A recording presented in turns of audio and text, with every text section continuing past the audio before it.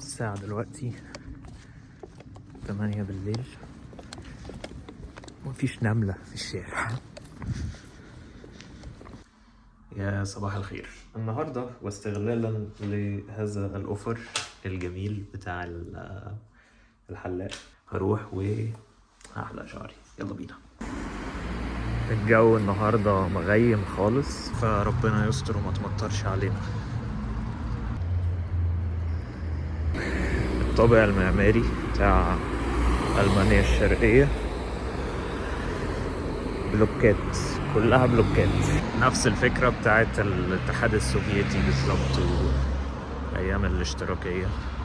حتى في مصر في مساكن كتير بتبقى شبه كده برضو، اللي هو بلوكات بلوكات بلوكات.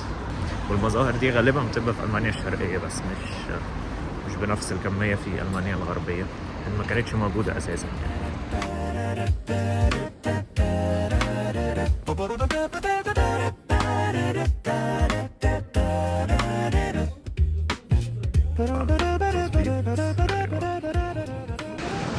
عمل شغل محترم.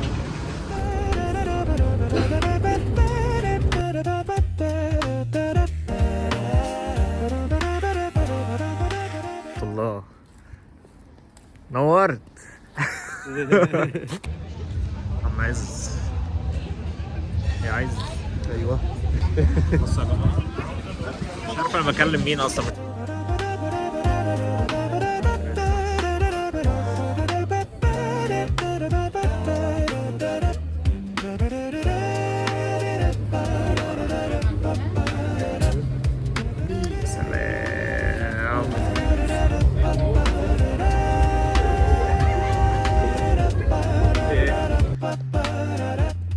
المدينة كلها نايمة.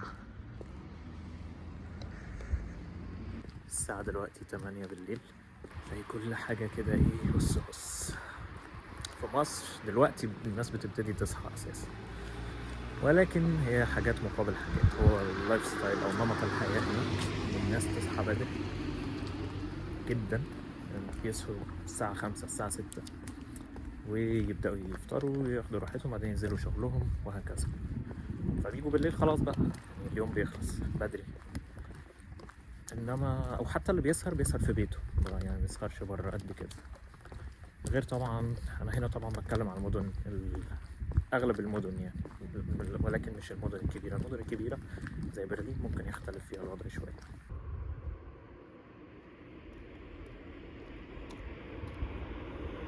دلوقتي هعمل لي سندوتشين كده ناكلهم في السريع وندردش في موضوعنا النهارده.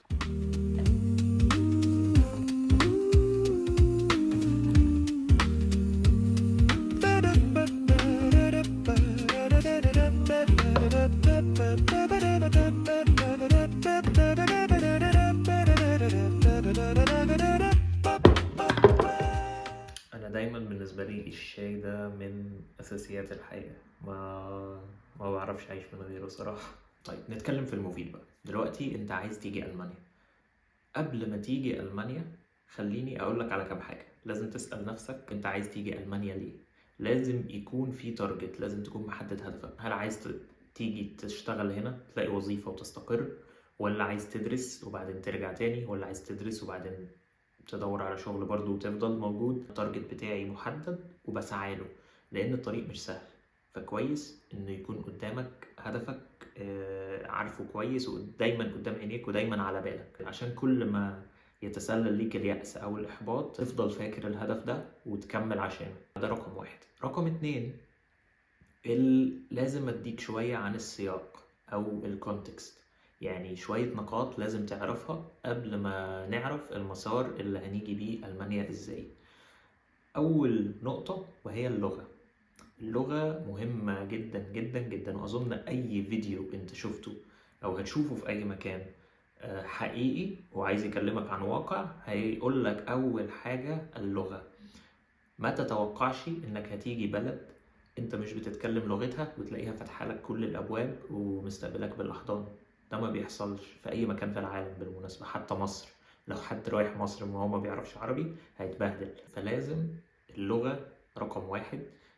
ده خطأ أنا شخصيا وقعت فيه وبعاني بسببه، إني ما جيت ألمانيا بدون لغة. أنا جيت أدرس ماستر بالإنجليزي، فما احتجتش اللغة الألماني، ولكن عشان تمشي أمورك في الحياة اليومية، عشان تمشي إجراءاتك، الورق بتاعك، عشان تبقى فاهم القوانين، عشان تعرف تتعامل مع الناس، عشان تلاقي فرص أكتر، لازم لغة ألماني. وده لو رجع بيا الزمن أنا كنت 100% بدأت أتعلم ألماني قبل ما أجي، على الأقل لغاية ليفل B1 أو B1. ودي نصيحة أنصح بيها أي حد صراحة، ابتدي من دلوقتي اتعلم لغة ألماني لغاية مستوى على الأقل B1 قبل ما تيجي هنا. إن شاء الله هيسهل عليك حاجات كتير جدا. أنا دلوقتي قاعد بدرس وبتعلم اللغة في نفس الوقت، قاعد بعمل مجهودين في نفس الوقت.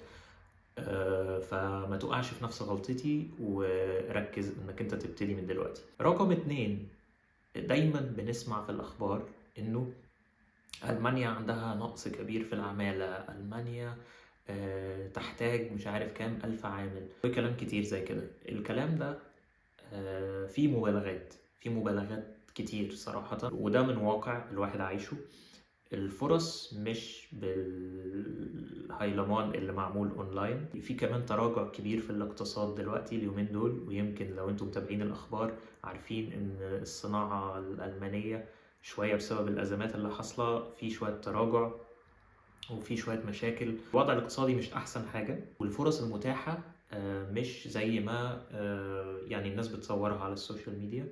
العمالة اللي مطلوبة أو اللي فيها نقص فعلا أكتر حاجة هي العمالة اليدوية، يعني مثلا السواقين، سواقين الباصات، سواقين التريلات، النجار، السباك، الحاجات دي. والطلب بالنسبة للوظائف أكتر من العرض. بالنسبة كمان الوظائف التعليم العالي، يعني أنت لو خريج بكالوريوس أو خريج ماجستير وبتدور على وظيفة، السوق عنده تشبع كبير الفترة دي في أغلب المجالات، فالبحث عن وظيفة مش بالسهولة اللي أنت فاكرها، فده شيء لازم تبقى عارفه. تالت حاجة فكرة العنصرية. أنا الحمد لله ما تعرضتش لأي مواقف عنصرية حتى الآن، ولكن في نبرة متصاعدة في الإعلام، خصوصا برضو مع الأحداث الأخيرة وكده، ضد المهاجرين وكده باختلافهم، وخصوصا طبعا معروف العرب والمسلمين. لذلك لازم تبقى واخد بالك من النقطة دي. في جهود من اللي هو التيار اليميني المتطرف ان هو يحاول يطلع، وفي اخر انتخابات طلع خد المركز الثاني بنسبة 20% من الأصوات في البرلمان. فدي النقاط حاليا ملهاش يعني مش ظاهرة على الأرض قوي، ولكن لفيما بعد انك تبقى حاططها في بالك برضو بالنسبة للاستقرار في ألمانيا وسياسات ألمانيا الحالية اللي كلنا عارفينها طبعا.